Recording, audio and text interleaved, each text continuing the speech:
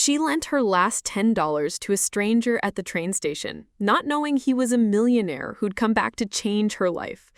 The train station was almost deserted, cloaked in the gray mist of a cold March rain. Puddles formed in the cracks of the platform, and the sky seemed to press down heavier with each passing second. Emily pulled her coat tighter around her thin frame, her fingers red from the cold. The job interview she was heading to felt like a threadbare hope, but it was all she had left. Her eyes darted to the schedule board, then to the crumpled ticket in her hand. She had just enough time. Then came the voice. "Excuse me?" The words were soft, hesitant. She turned, startled. A man stood just a few feet away, rain soaking into the shoulders of his thin jacket. His beard was overgrown, his hair stuck to his forehead, and his eyes, blue, tired, almost apologetic, looked straight into hers. "I'm sorry," he said again, shivering. I had my wallet stolen. I just need $10 for a ticket home. I swear I'll pay you back if you can trust me. Please." Emily blinked. For a moment, neither of them moved. The only sound was the distant hum of an approaching train and the steady patter of rain on the metal roof. $10. That was all she had left. In her pocket was a single crumpled bill, the last of what remained after paying for her ticket and a cup of instant coffee. $10 she was saving for a small meal after the interview. $10 standing between her and total emptiness. She could walk away. She should walk away. But she didn't. Instead, she took a better look at him. His lips were trembling, his hands red with cold. But it wasn't just his appearance. It was something in his eyes. There was no aggression, no manipulation, just exhaustion, sadness, maybe even a trace of shame. Emily hesitated, fingers curling around the bill in her coat pocket. "Do you have anyone you can call?" she asked. He shook his head. "Phone's dead. I tried asking others. No one wanted to talk." "And how do I know you're not lying?" she pressed, wary. "You don't," he admitted. "But I swear, I just want to get home." She should have walked away, but something in her, maybe something that still held on to the version of herself from before her mother died, before everything fell apart, whispered, "Help him." Without a word, she reached into her pocket and pulled out the bill. Her hand hovered in the air for a moment, her heart pounding. This was insane, completely irrational. She looked at him again, then slowly extended her hand. "I don't know why," she said quietly, "but I believe you." He stared at her hand, as if unsure it was real. Then he reached out, almost reverently, and took the bill. "I promise I'll pay you back," he said, voice cracking. Emily managed a small smile. "Just get home safe." He opened his mouth as if to say more. But then the train pulled in, hissing as it stopped. The man nodded, turned quickly, and disappeared into the crowd boarding the train. Within seconds, he was gone. Emily stood still, the damp wind brushing past her face. Her stomach churned with uncertainty. That was it. Her last $10. Gone. She didn't even know his name. The loudspeaker called out the next departure. She checked the time again. Her train was next. Her chance. Maybe her last. She climbed aboard, water dripping from her coat sleeves, and sank into a window seat.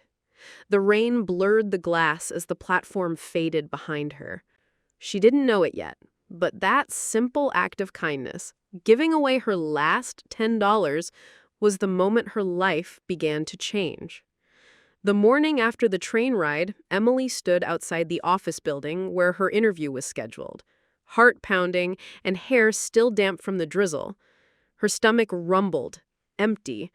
She had skipped breakfast, not by choice, but because her wallet now held nothing but expired receipts and an old photo of her mother. She was 20 minutes late. The bus had required exact change, and she had none. She'd tried walking, cutting through unfamiliar streets, but the city was sprawling, indifferent. By the time she arrived, the receptionist gave her a tight, pitying smile. "I'm sorry, the interviewer had another meeting. You'll have to reschedule." Emily tried to explain. She even offered to wait, but the woman had already turned back to her computer. She walked out of the building, shoulders slumped, soaked socks squishing in her shoes, the wind cut through her coat like paper. For a long time, she just stood there on the sidewalk, staring at the people who passed. Busy, warm, dry, a world that moved forward with or without her. By the time she made it back to her tiny rented room, a single bed, shared bathroom, and flickering hallway light, the landlord was waiting outside her door. "Rent was due 3 days ago, Emily." "I know, I'm trying to—" "You said that last week. I can't keep making exceptions. Just give me until Friday. I've got someone else who'll take the room tomorrow. I'm sorry." She didn't fight it. What would be the point? She packed the few things she had into a worn backpack, 2 changes of clothes, a cracked phone with no service, and a dog-eared paperback her mother used to read to her. She didn't cry. Not yet. That night, she found a corner in the 24-hour public library downtown. The fluorescent lights buzzed overhead. The air smelled like dust and old coffee, and the security guard gave her a wary glance when she curled up in a chair behind the nonfiction shelves. The next night, he asked her to leave. The benches in the park weren't soft. They were metal and cold and unforgiving. But the stars above were quiet, and the city, in its strange way, fell silent after midnight. She hugged her backpack to her chest and tried to disappear. Each day blurred into the next. She looked for work, but had no address to list, no phone number to be reached at. She spent her days wandering between libraries, shelters, and job centers. The word hope started to feel like a cruel joke. And yet, sometimes in the middle of those long, hungry afternoons, she would remember his face, the man at the train station, his voice, his eyes. That moment, he had looked at her like she was the first person who had truly seen him. And for a second, she would wonder, had she been a fool? Was it stupid to give away her last $10? She had nothing now. Not a dollar, not a place to sleep, no plan, no family. And still, there was a strange kind of peace that lived quietly inside that memory. She had helped someone, maybe even saved someone. She had done the right thing, not because she had to, but because something inside her told her it mattered. But that peace was small, and the cold was large. One rainy evening, as she sat on the edge of a park bench, trying to dry her socks with the last of the sunlight, a group of teenagers passed by. One of them threw an empty soda can in her direction and laughed. "Get a job," he muttered under his breath. She didn't look up. That night, she returned to the library, but the doors were locked. It was a holiday. She wandered the streets until nearly midnight, then curled up in a bus shelter, shielded from the wind, but not the fear. That was the night she cried. Not loud, not with sobs, but with silent tears that ran down her cheeks and disappeared into the collar of her coat. She missed her mother's voice, her laugh, her warmth. She missed feeling safe, feeling known. Her stomach was empty, but the hollowness in her chest hurt more. When the sun rose the next morning, it found her still there, eyes swollen, hair matted, heart bruised. She had hit bottom. There was nowhere lower to go, and still she was breathing. It was a Tuesday morning when Emily met her. The park was unusually quiet, with only the occasional jogger cutting through the mist that still clung to the grass. Emily sat on her usual bench near the statue of a forgotten general, her knees drawn to her chest, her coat zipped all the way up, though it did little to block the cold that lived in her bones now. She hadn't eaten in almost 2 days. The ache in her stomach was dull but constant. She'd grown used to it, like the steady hum of a bad memory you can't quite silence. Then she noticed the woman. She was old, maybe in her 70s, but her movements were graceful. A wool shawl was draped over her shoulders, and in her gloved hands was a small, brown paper bag. She walked with purpose, but when she neared the bench, she stopped and looked at Emily. "You look hungry," the woman said softly. Emily blinked, unsure if she was being pitied or judged. "I'm fine," she murmured automatically. The woman smiled, kind and gentle, and sat down beside her. She placed the paper bag on the bench between them and opened it slowly. "I bring extra every morning in case I run into someone who might need it."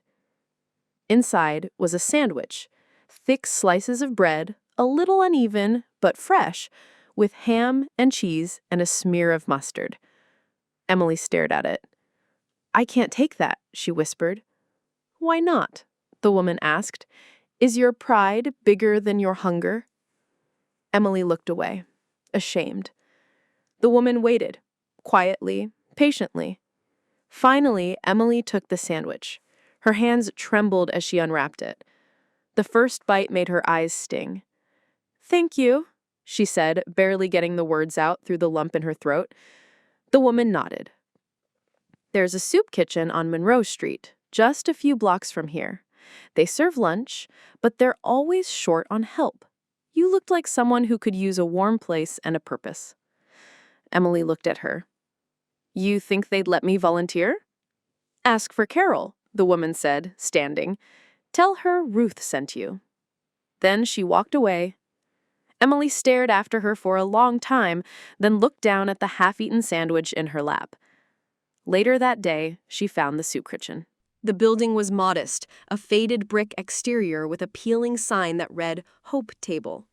Inside, the smell of vegetable soup and baked bread greeted her like an old friend. She asked for Carol. Carol turned out to be a no-nonsense woman in her 50s, with rolled-up sleeves and a clipboard that seemed permanently attached to her hand. When Emily explained that Ruth had sent her, Carol's face softened. "Ruth has an eye for people who need a second chance," she said. "You willing to work?" Emily nodded quickly. "Then grab an apron." The first few hours were a blur of tasks: chopping vegetables, wiping down tables, pouring soup into chipped bowls. Emily's hands worked without thinking, but her mind was alive. People came in, men and women of all ages, worn down by life, but still managing smiles, still saying thank you. One man told jokes while he waited for his meal. Another offered to help sweep after eating. A little girl with tangled hair handed Emily a drawing made from crayon and torn notebook paper. It was of a flower. By the end of the day, Emily's feet ached, but for the first time in weeks, she felt like herself again. Over the next few days, she kept coming back. Not for food, though they always offered, but to help. She peeled potatoes, folded napkins, and learned the names of the regulars. She listened to stories that were full of pain, but also of resilience, of people who had lost everything and still showed up every day with hope in their eyes. One evening, after the last dish was dried, Carol handed her a small envelope. "Just a little stipend," she said. "You've earned it." Emily opened it. Later, $20. Enough for a bus pass, maybe a few days of stability, but more than the money, it was the trust, the recognition, the feeling that maybe, just maybe, she wasn't invisible. She sat outside on the curb, watching the sun set behind the rooftops, turning the sky into shades of orange and gold. And in that moment, for the first time in what felt like forever, she didn't feel like she was falling anymore. She was still poor, still uncertain, still alone in many ways, but she had found something, a sliver of light in the dark, and she held onto it with everything she had. It was a quiet Thursday afternoon at the soup kitchen. The lunch rush had just ended, and the air still held the scent of tomato stew and warm cornbread. Emily was wiping down the last of the tables, humming softly under her breath, when the bell above the door jingled. She looked up. A man had stepped inside. He wore a dark, tailored coat, the kind you didn't often see in this part of town. His shoes were polished, his hair neatly combed back, but it wasn't the clothes that caught her attention. It was his face. Her heart skipped. There was something about his eyes, blue, calm, and oddly familiar. He looked around the room not like someone lost, but like someone searching. And when his gaze landed on her, he froze, just for a second. Then his lips parted in the faintest smile. Emily set the cloth down slowly, staring. It couldn't be, but it was. He walked toward her with steady steps, stopping just a few feet away. "Hello," he said, his voice warm, more confident than she remembered. Emily blinked. "Do I know you?" He tilted his head, that same half-smile still playing on his lips. "You do," he said. "Or at least, you once trusted me when no one else would." And just like that, it clicked. The train station? The rain? The $10 bill! You! Her voice was barely a whisper. He nodded. "I was a mess that day, wet, cold, and desperate. You gave me your last $10. Emily's mind spun. She looked at him again. Really looked. The scruffy stranger was gone. In his place stood someone polished, composed, like he belonged in a boardroom, not a soup kitchen. "I never got your name," she said softly. "David," he replied. "David Carter." She repeated the name silently, as if trying to anchor herself in reality. "I came back the next day," he continued, "but you were gone. I checked the ticket counter. No one knew who you were. I didn't even know your name. I didn't think I'd ever see you again," she admitted. He smiled again, softer this time. "Neither did I, but I never forgot your face." Emily folded her arms across her apron, still stunned. "Why are you here?" "I was passing through the neighborhood and saw the sign. Thought I'd stop in. Something told me I should." She wasn't sure she believed that. No one just walked into a soup kitchen in this part of town on a whim, not dressed like that. David looked around the room. "You work here?" "I volunteer," she said. "Helps me keep my head above water." He nodded thoughtfully. "You helped me when I had nothing. I'd like to return the favor." She shook her head slowly. "That's not why I gave you the money." "I know," he said. "That's exactly why I want to." There was a long silence. Then he stepped closer, reaching into his coat. He pulled out his wallet, then hesitated. "I brought this," he said, handing her a crisp $10 bill, "to pay you back." Emily stared at it, then laughed, softly, not mockingly, just with a disbelief. She took the bill, fingers brushing his. "Thank you," she said. He wasn't done. "And more than that," he added, "I'd like to take you to dinner sometime, or coffee, at least. There's something about you I haven't forgotten." Emily looked down at the bill in her hand, then back at him. Everything about this moment felt surreal, impossible, like a scene from someone else's life. "You're really not who I thought you were," she murmured. He smiled. "No, I'm not." And suddenly, she realized something. Neither was she. They sat across from each other in a quiet corner of a nearby cafe, the kind with mismatched chairs and soft jazz playing in the background. Emily still wore her soup kitchen apron beneath her coat, and her hands curled around the warm mug David had ordered for her, chamomile tea with honey. She hadn't had anything this comforting in weeks. David stirred his coffee slowly, then looked at her. "You're probably wondering who I really am." She gave a small smile. "Well, yeah." He reached into his coat and pulled out a sleek black business card. He slid it across the table. Emily hesitated, then picked it up. "David Carter, CEO, Novaspark Technologies. Founder, the Carter Foundation." She stared at it, blinking. "Novaspark? That's your company?" David nodded. "I started it 10 years ago. We build adaptive learning software and AI solutions for education.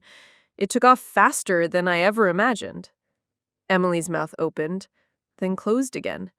She had heard of NovaSpark. Everyone had. It had been on the news, praised for revolutionizing access to digital education in underfunded schools. She remembered reading about it once, back when she still had a job and a couch to read on. But, but that day at the station, you were doing something stupid, he finished with a grin. I'd been working on a project for our nonprofit arm, the Carter Foundation. One of our initiatives is about understanding homelessness and building better systems to support people who fall through the cracks. I wanted to see for myself, really see it. So I went undercover for a week. No wallet, no ID, just the clothes on my back. He leaned forward slightly. I planned everything, except getting my pocket picked on the first day. Emily laughed under her breath. So you were really stranded. I was. And everyone I approached either ignored me or brushed me off. He looked at her, his expression growing softer. Everyone except you. She felt a flush rise to her cheeks. You didn't know who I was. You didn't ask for anything in return. You gave me everything you had. And then you just disappeared. That stuck with me. Emily looked down at the tea. I wasn't trying to make an impression. Honestly, I thought I was being naive. You weren't, he said firmly. You were human. You were kind. He paused for a moment, choosing his words. I've met people with money, power, and influence, but in that moment, you showed more integrity than most of them ever will. That's why I've been looking for you. I want to offer you something, if you're open to it. Emily lifted her eyes. What kind of something? David leaned back in his chair, his voice steady. I want you to work with us, not at NovaSpark, at the foundation. We have programs that help people like you once were, young, struggling, overlooked. We fund community-led projects, micro-entrepreneurship, social innovation, and we need people with heart, people who get it. She blinked, stunned. But I don't have a degree. I don't even have a stable address. He smiled. We've hired people with MBAs and people who've lived in tents. What matters is your story, your resilience, your willingness to help others when you had nothing yourself. Emily sat back in her chair, overwhelmed. The weight of the past few weeks suddenly caught up to her. All the nights on benches, the hunger, the rejection, and now this. You really mean it, she whispered. I wouldn't be here if I didn't. She swallowed hard. What would I do? You'd start by learning, training. We'll get you settled, somewhere safe with support. Then you'd work with one of our community teams, help shape programs, eventually, maybe even lead one. For a long moment, Emily said nothing. The room seemed to fall away, leaving just the warmth of the tea in her hands and the quiet hope rising in her chest. I don't know what to say, she murmured. Say yes, he said, with a small, hopeful smile. Let's change lives, starting with yours. She looked at him, at the strangers she'd once helped without knowing a thing about him, and now sitting before her, like a door she never thought would open. And somewhere deep inside, something began to shift, a belief that maybe, just maybe, she wasn't meant to stay lost. She took a breath. Okay, she said. And in that moment, her life began to change. Emily's first day at the Carter Foundation felt like stepping into a different world, one she had only seen through glass before. The headquarters was nestled inside a renovated brick warehouse, filled with light, laughter, and the buzz of collaboration. Young people bustled between desks and whiteboards, and walls were lined with stories, photos, and quotes from lives changed through the foundation's work. David introduced her to the team, not as someone to be helped, but as someone bringing value. That alone changed everything. He didn't treat her like a charity case. He treated her like a peer. like someone with insight the world needed. Over the following weeks, Emily immersed herself in training. She learned about community planning, grant writing, social project design. She shadowed coordinators in the field, met with youth shelters, food banks, recovery centers. Slowly, the pieces of her confidence, long buried under doubt and fatigue, began to come back together. And then came the moment David handed her a slim folder. "Your own pilot project," he said. "Design something meaningful to you. We'll support it." Emily opened the folder and saw her proposal had already been typed up. A mobile soup kitchen.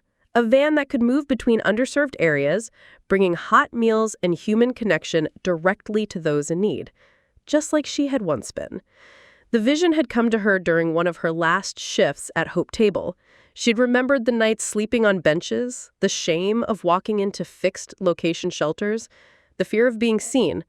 But what if help could come to them instead? David believed in it. So did the board. The Carter Foundation funded the prototype. They gave her a small team, and they gave her trust.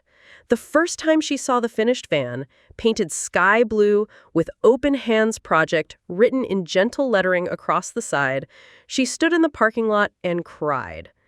Her first night running the van, she drove to a park she knew too well, where she had once slept beneath a cracked stature. That evening, she served over 100 meals. But more than food, she offered stories, hugs, names remembered. She listened, and as word spread, her program grew.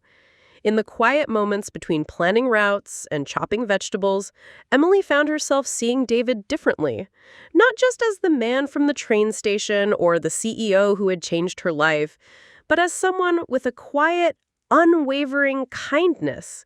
He never boasted, never reminded her of her past. He just showed up with encouragement, with humor, with coffee when she was too tired to speak. Their connection deepened in soft, unspoken ways. A late walk after a community event, a shared laugh over a burned batch of cookies at the test kitchen. He listened like few ever had. She trusted him without even noticing she did. One Saturday afternoon, as Emily finished a community luncheon, she noticed a familiar figure seated on a bench beneath the trees. It was Ruth, the elderly woman who had given her a sandwich on one of her darkest days. Emily rushed over. "I've thought about you every day since. You saved me."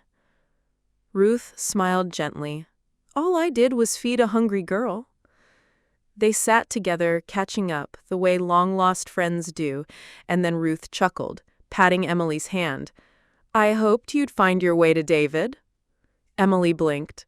"Wait, you know him?" "I should," Ruth said with a playful glint in her eye. "He's my son." The world tilted slightly. "You sent me to Carol? You knew exactly what you were doing?" Ruth nodded. "David told me about the girl who gave him $10 when he had nothing. I had to meet her. When I did, I saw what he saw. Someone with a heart too big to be ignored." Emily sat back, stunned. "All this time?" "It's funny, isn't it?" Ruth said. "How one small act of kindness can ripple into something bigger than either of you ever imagined." That night, Emily sat beside David on the foundation's rooftop garden, the city lights flickering below like distant stars. She told him everything. About Ruth, about the sandwich, about the moment she realized their paths had been intertwined long before either of them knew. David listened, then reached for her hand. "I used to think fate was just coincidence we gave meaning to," he said. "But meeting you, it changed that." Emily looked at him, really looked, and for the first time let herself believe in something bigger. That maybe her suffering had not been for nothing. That maybe every sleepless night, every loss, every tear had carried her here. To purpose, to love, to a future. And in that moment, everything connected. The rain-soaked train station, the sandwich in the park, the soup kitchen, the blue van rolling through forgotten streets. It had all been leading to this. to her, becoming. The city was buzzing with the energy of early spring when David brought it up. They were walking through a community garden in the heart of downtown where the Open Hands Project had recently partnered with a local shelter to provide meals and job training. Children laughed as they chased each other between rows of sprouting vegetables. Volunteers chatted over wheelbarrows of soil. David had been quiet all afternoon, a certain thoughtfulness in his eyes. As they reached the far corner of the garden, beneath the arching branches of a budding magnolia tree, he finally spoke. "Emily, I've been offered a new opportunity," he said gently. "We're opening a satellite office in New York. The foundation is expanding and they want someone to lead the urban outreach initiative." She looked at him, heart pausing mid-beat. "You?" He noted. "They asked me to take it, but I told them I wouldn't go without making you the same offer." Her breath caught. "You want me to go with you?" "I do," he said, "to help lead the next phase of Open Hands. We'd be able to reach more people, build on everything you've started. Together." Emily didn't answer right away. She looked around, the garden, the people, the sun dipping just behind the rooftops. Her gaze fell on a young woman helping an elderly man sort seed packets, someone Emily had met during her second week volunteering, when she herself was still unsure of where she belonged. This place, this city, it had held her through the worst of her life. It had watched her fall and then taught her how to rise. "I don't know," she said finally. "I love what we're building here. These people, they were the first to believe in me, to make space for me." David nodded, not with disappointment, but understanding. "I thought you might feel that way." "I'm not saying no," she added quickly. I feel like I'm supposed to keep sowing roots here a little longer. There's still work to do." "I know," he smiled, his voice soft. "That's why I admire you." They sat on a bench nearby, letting the quiet fill the space between their thoughts. "I guess this is the part where the road splits," Emily said. "Maybe," David replied, "but only geographically." She turned to him, eyes searching. "You think we can make that work?" "I think we already have," he said. "You and me, we're not just bound by location.